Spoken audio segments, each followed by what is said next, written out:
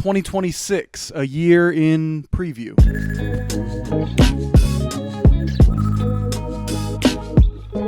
Hi, I'm Rob. I'm ready to start, and I'm still going to do a 2025 review with some fashion favorites, but first, I'm going to tell you what we've been working on. Chop is the main project I've been working on. It is a collaboration album with JLang. Essentially, it is our love letter to sample-based music, something that is really important to both of us, and essentially, it's a two-sided album with sample-based beats and the source of those beats. I won't say too much to give it away. I'll let you connect the dots yourself. But we've been working on it all year, been making a lot of music, been filming some videos, and that project, Chop, C4OP exclamation point, is coming in 2026. Keep your eyes and ears tuned. Now, the Ready to Start output has not been too heavy this past year. I think the only real thing we put out was Company Time, which is a 4-song EP with a couple of my other guys that are also in part working on Chop with me. Really love that project. Give it a listen if you haven't heard it yet. It's kind of stripped back electroacoustic rock recordings that we recorded all live in the studio. And turned out really good. I guess that officially begins the review of 2025. On the subject of music, picked up this bass guitar. It's kind of a vintage hodgepodge of a bunch of things. Got it at DePinto Guitars in Philadelphia. Sounds really cool plugged in. It's got a nice thunk to it, but the acoustic sound, because it's like a semi-hollow, is also really sweet. I'll give you a little preview.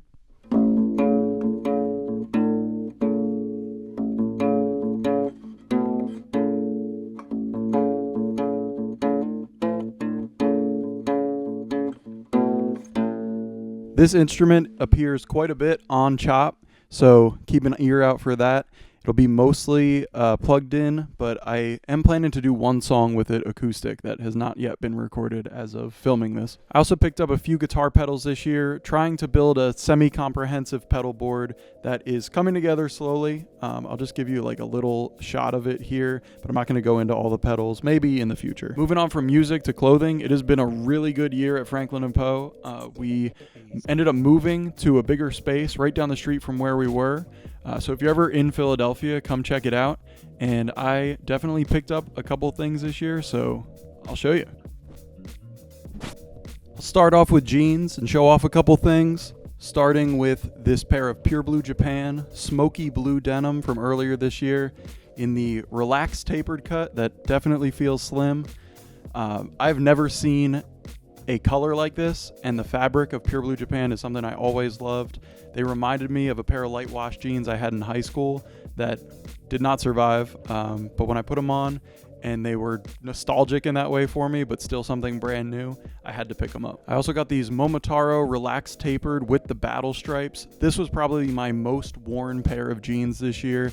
Wore them all summer. It's the one pair that I actually tracked my wear and hit 100 between April and December.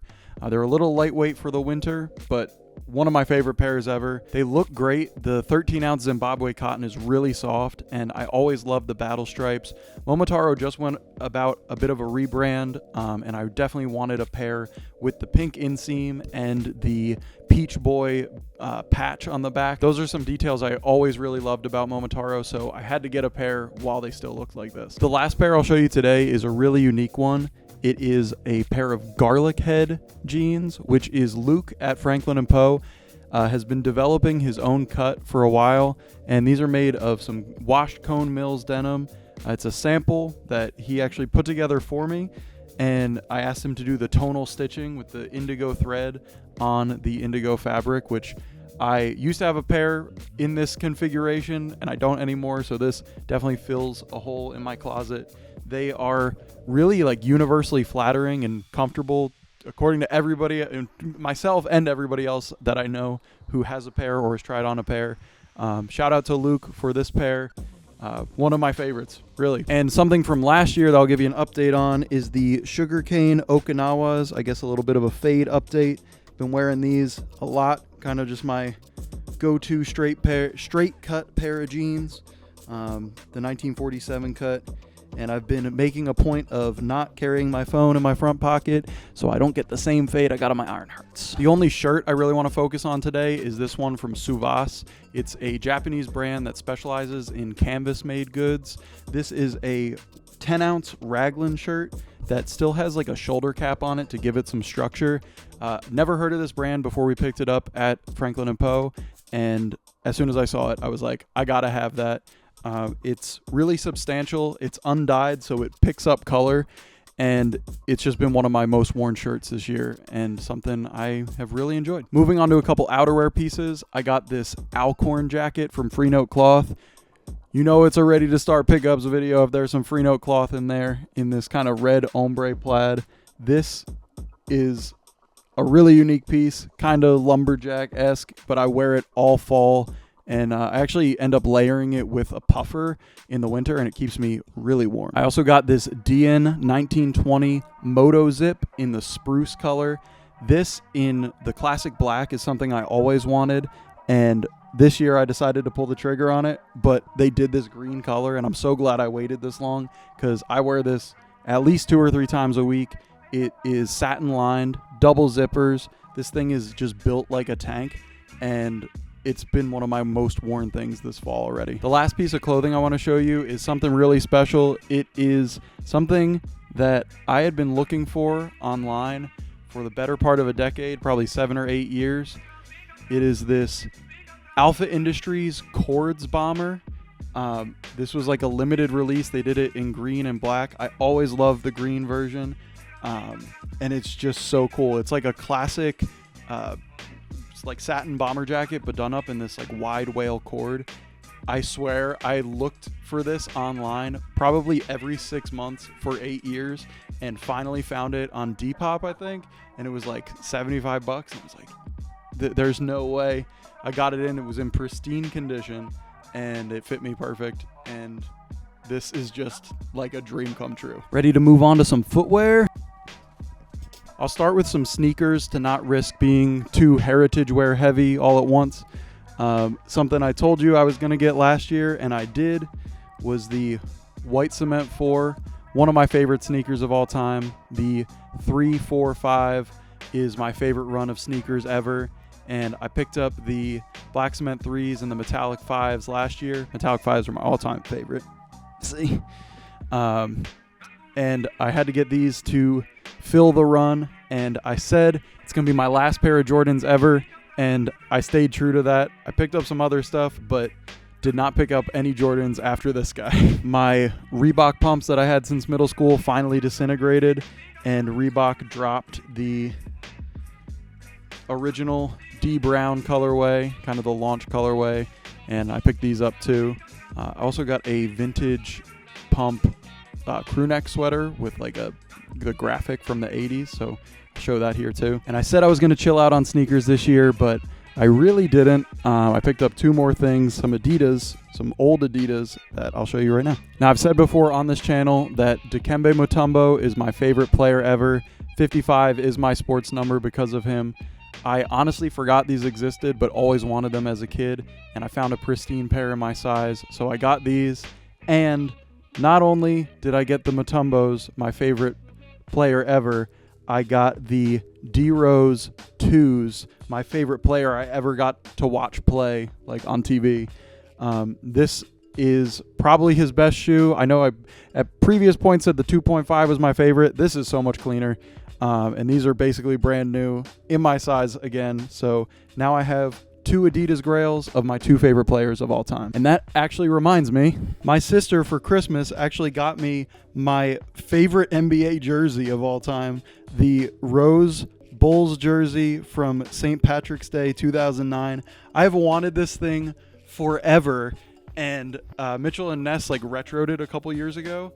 And thank you so much, Katie, for getting this for me. It is something I've always wanted, and now I have it. 2 more pairs of shoes to show you that are not sneakers. The first one is this Easymoc Old Port in like cigar brown leather. This is exclusive to the shop. This is a sample, but this has been like the summer boot of the year for me.